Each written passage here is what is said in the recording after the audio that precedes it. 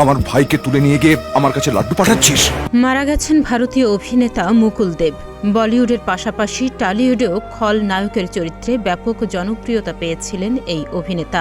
শুক্রবার মধ্যরাতে না ফেরার দেশে পাড়ি জমালেন তিনি। অভিনেতার মৃত্যুর খবরে শোকের ছায়া নেমে এসেছে ভারতের চলচ্চিত্র অঙ্গনে।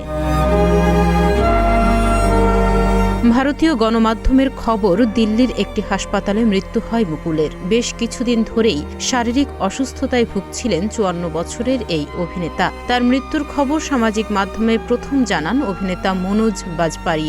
আমার ভাইকে ছেড়ে দে।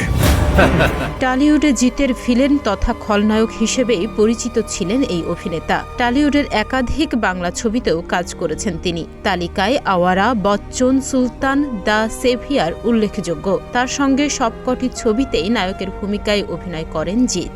মোবাইলটা চার্জে বসিয়ে দেব।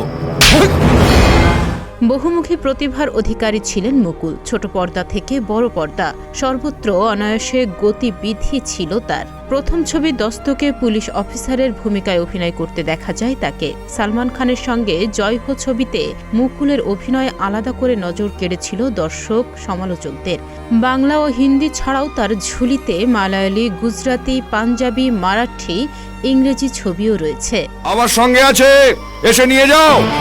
তাহনিয়া ইয়াসমিন, প্রতিদিনের বাংলাদেশ।